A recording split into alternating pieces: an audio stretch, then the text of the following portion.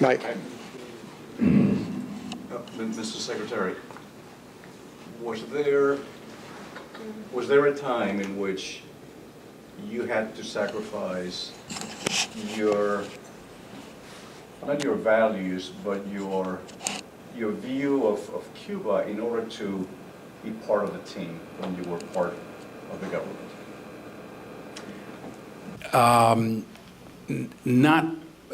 Not in the Bush administration, because they were so aligned, and they were so, viscerally. President Bush hates dictators.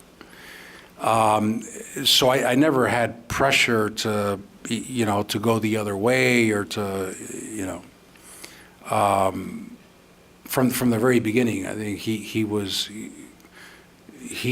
I think he's the only president to have said, my policy is regime change.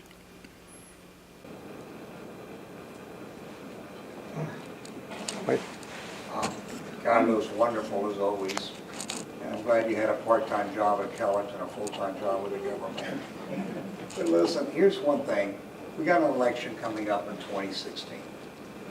We have something that, like you say, people who are born here, okay, whose parents are not citizens, they're here, they didn't play by the rules, they were illegal. If we pass the DREAM Act, we're guaranteed the White House.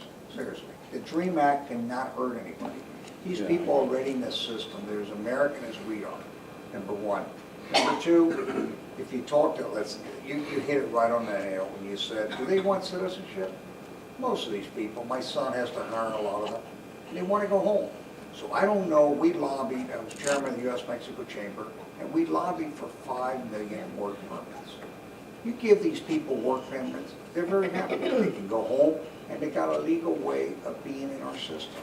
9 months, whatever it is, and they go back, and they really want that. I don't see how we... I agree. And you asked about whether I ever felt discrimination, but not the way Mexicans feel it. I mean, when I came to the U.S., I felt like I was welcomed. Like people wanted me to succeed. People come on in and, just play by our rules, and we hope you do the best, and we're sorry what happened to your country, and all that stuff. So to think that these kids, these dreamers, they arrived at 5 years old. Some of them don't even speak Spanish. They think they're American. They play Little League. And all of a sudden, they graduate from high school, and they can't go to university because they didn't decide to come here. Their parents brought them. So I understand the rule of law. I understand we're a country of laws. But what are people going to say 30 years from now if we don't renew or pass the DREAM Act? That we took, I think there are officially about 600,000 DACA-eligible dreamers. That we took 600,000 kids and just threw them on the street. And a lot of these students are straight A students. They're, honor roll.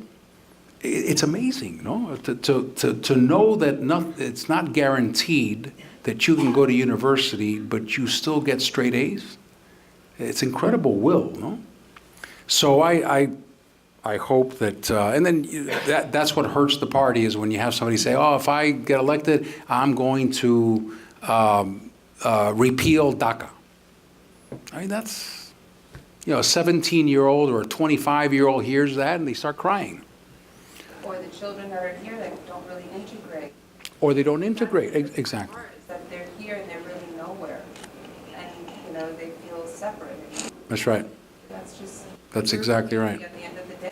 Yeah, we keep them isolated instead of, They don't feel they belong. and this idea that, Hispanics don't assimilate, that's crazy. It's not the way history has been, and we know that second-generation Hispanic children, Mexican Americans more so than Cuban Americans, don't speak Spanish very much. So, of course they assimilate. It's just, yes, sir. And not only that, I agree with, the rule of law and so forth.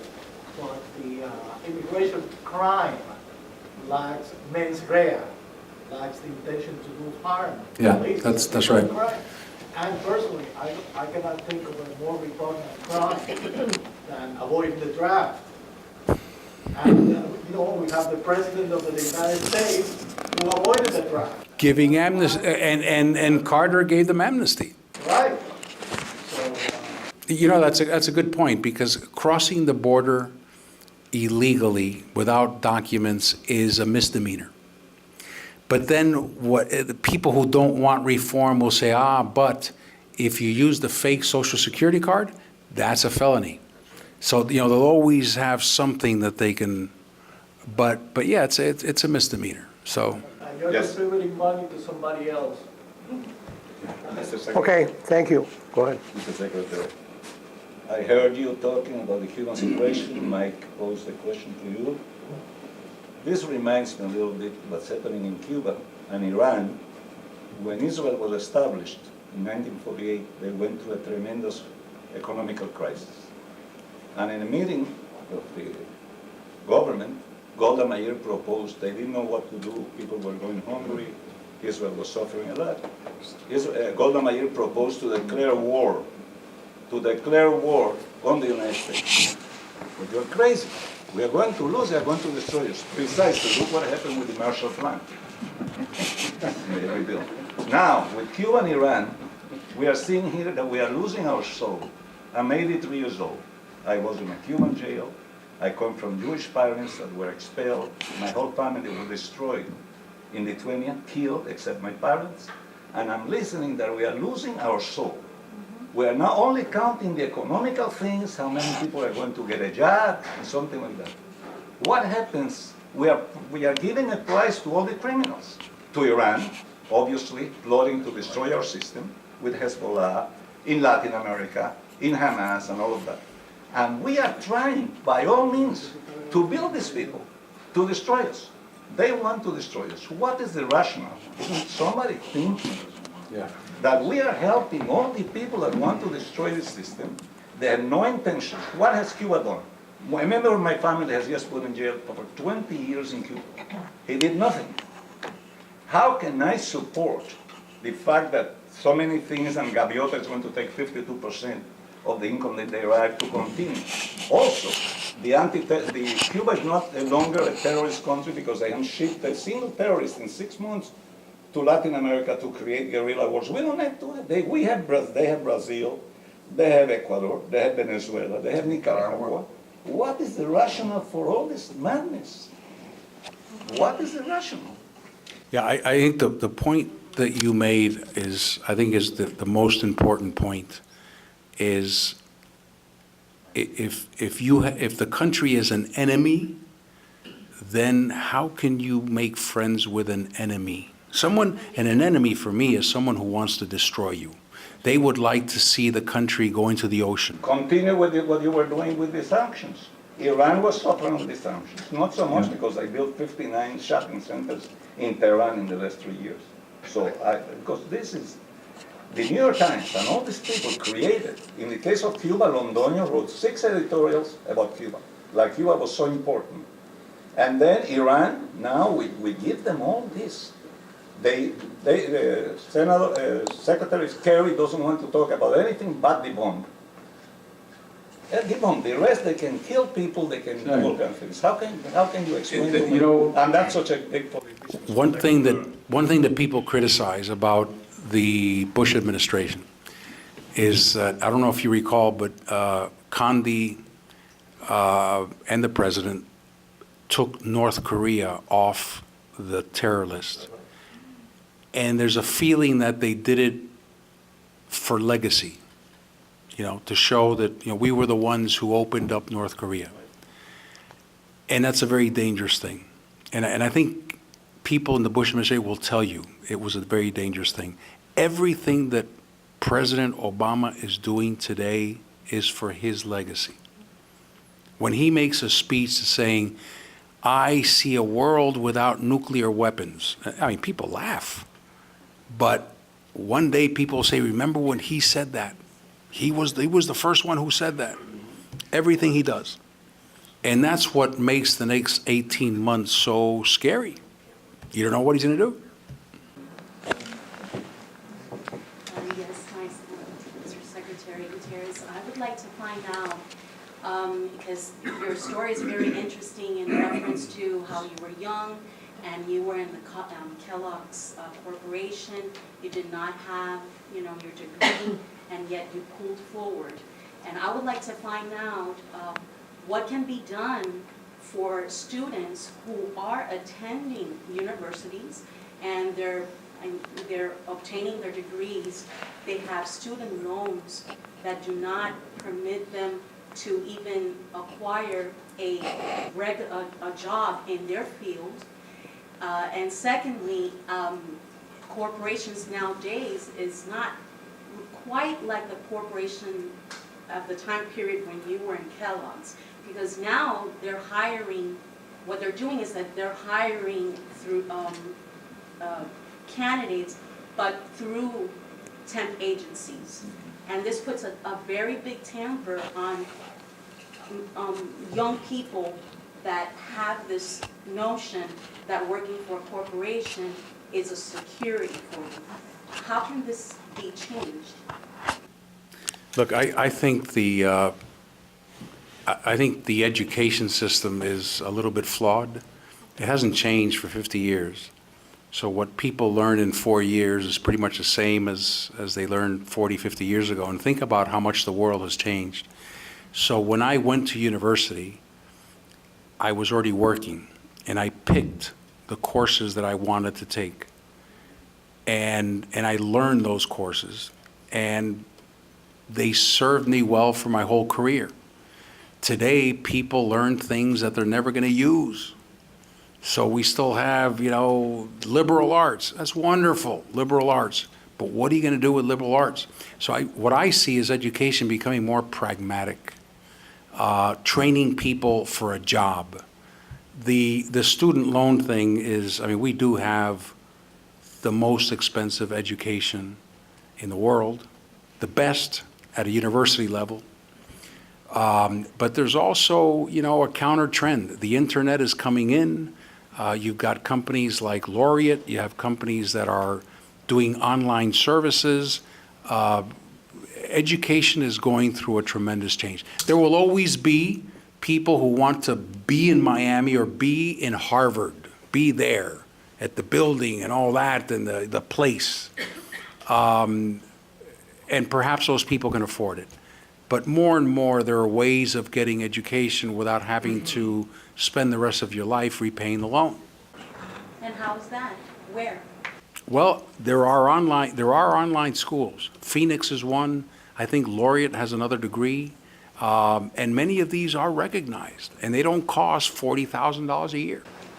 And what about if a solution to my understanding would be if we can provide some sort of where high school students will get a hands-on training on technology, or skills like becoming a mechanic, So it's a good question. I had a client from India who had come up with this idea that was brilliant. They figured out that in a computer science degree, you get about 140 hours of classwork. Of those 140 hours, 27 are computer science related. So what they do is they bring high school students from the inner city who don't have opportunities, or community college graduates, and they put them through a 90-day boot camp, and they focus on those 27 hours, and they come out knowing as much or more than the ones who studied for 4 years. And I think all of that is being recognized. And ironically, when I was in business, having a Harvard degree, that guaranteed that you made it to the top. I think there's a little bit of suspicion today about whether that's so, whether, the only thing you need is a degree. But I wish I had a better answer for you on the student loans. That's an advantage of not graduating, is I didn't have that problem, or not studying. Sorry. Mr. Secretary, you mentioned earlier that President Bush has the ability to surround himself with very, very good people. And all of us, those of us here that have managed businesses, we learn very quickly that the first thing we need to do is surround ourselves with a lot of people that are smarter than we are, and we listen to them. When you look at this policy making coming out of the White House, is it a failure of leadership, or is it a failure of someone just simply failing to surround himself with good people, or just not listening to the advice? How do you play that? I think that's an excellent question. Management is something that is not valued in Washington. So we elect someone, or we elected someone who had no executive experience for the biggest executive job in the world. I mean, with all humility, I can tell you, I don't think President Obama could have run Kellogg. But he's running something that's, 1,000, 1,000,000 times bigger than Kellogg. And you can see it. I mean, you can see the way the Affordable Care Act was rolled out. Sebelius, what they said to her is that, aside from your Secretary of Health job, execute the Affordable Care Act. 17% of the economy. Go ahead, just, you can figure it out. It was crazy. And you can see that there's no experience. The experience of surrounding yourself with people who know things that you don't know. What I understand is that the president listens to 2, maybe 3 people, and that's about it. And the cabinet is out there, and they're pretty much on their own. I always, if I can just expand on this, because this is something I talk about a lot. My daughter has heard me say this too many times, but I'll say it again. The 4 things that I saw, that I've seen in great leaders, and I saw this in President Bush. One is will. Everybody wants to be the boss, but who has the will to lead? The will to lead when things are tough. To know that the whole thing is on your shoulder.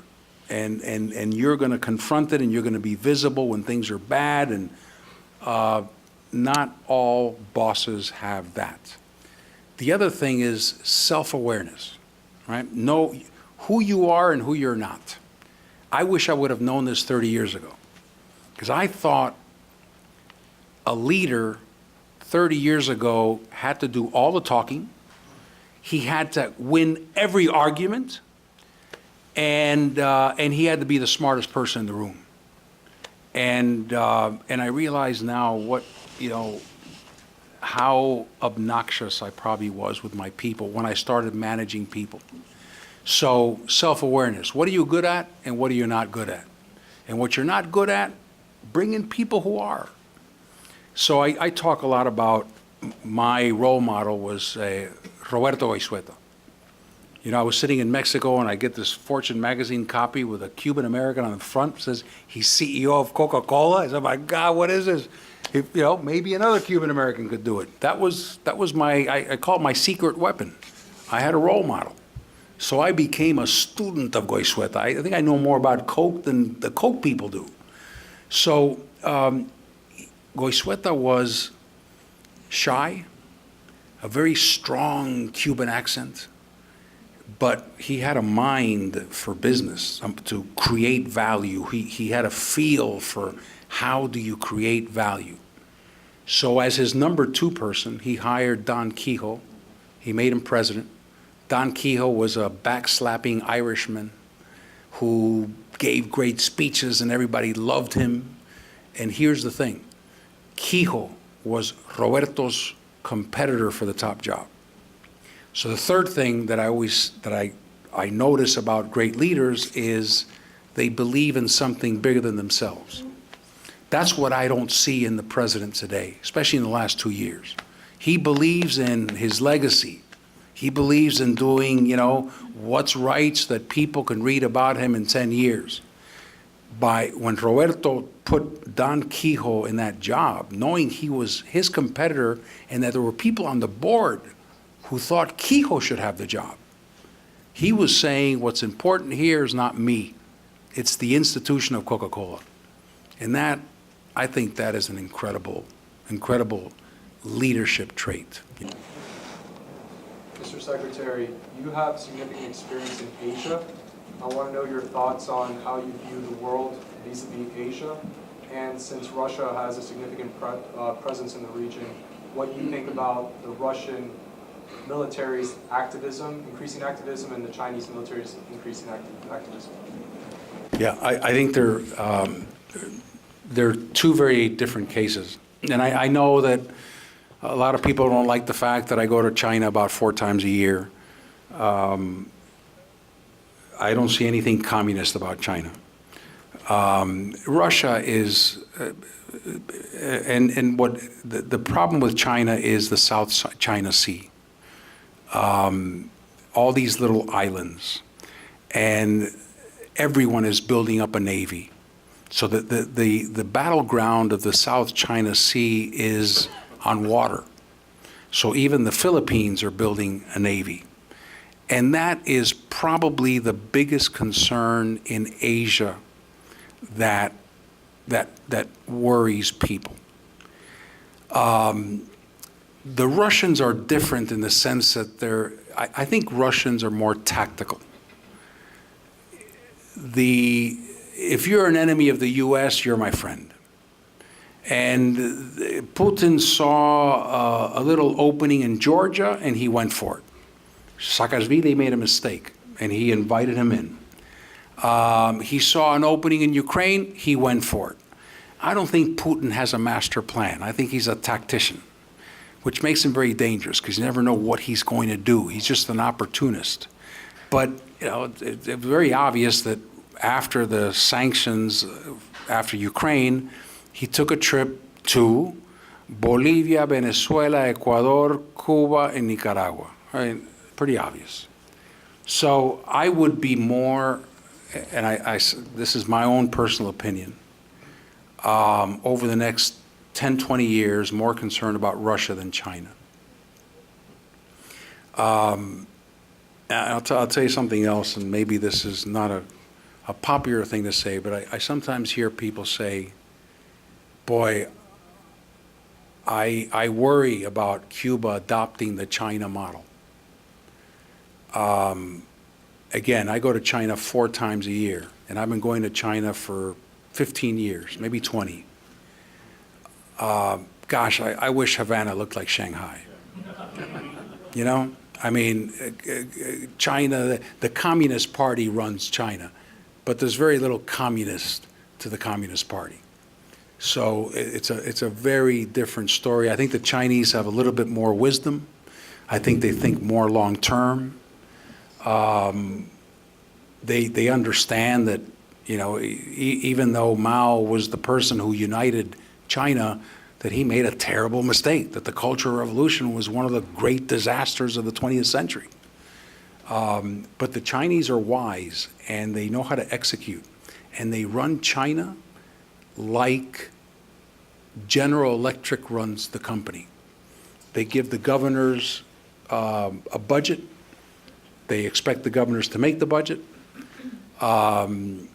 They move people around, so they're constantly developing people. One day you're the mayor of this, then the next day you're the governor, the next day you're the secretary of something. So it's people development. Whereas, in our system, we have somebody come in for 18 months and they go back to the private sector. And those are things that worry me from an economic point of view. China's history of taking territory is close to home. Vietnam, Taiwan, China hasn't ventured to conquer Europe. China hasn't tried to create an empire out of Asia. Russia has. And that's something to worry about. Cool. Carlos, excellent talk, and I was very proud. What would you recommend that our generation can do? And this is the question. An anecdote. You wanted to be general manager of Mexico? Do I? You wanted to be general manager Yes. of Kellogg? Roberto Boisueta, when he came back to Cuba from Yale, Ken Crosby interviewed him, and Roberto said, I want to be manager of Coca-Cola Havana. That's right. And then, that's right. And then they sent him to Bermudas, no? When this happened, his Yeah. aspiration was to That's be right. He want, Ken Crosby. yeah, that's right. Instead of going to his father's sugar business, he wanted to. So what would you recommend our generation can do? Look, I think the Cuban-American generation, our generation, we've done a great job in the sense of making sure that our children are proud to be Cubans. You don't see that in other Latin countries. In fact, what you see is, don't tell people where you're from, or don't speak Spanish, or try to assimilate. That doesn't happen in a Cuban household. We never let kids forget that they're special because they were born in Cuba, and we never let them forget the history. I think that says a lot about our generation, and it makes us very unique. And I hope that this series will help our younger Cubans understand the work, the suffering, and the success of Cuban Americans. And on behalf of all of us, I'd like to thank Secretary Gutierrez.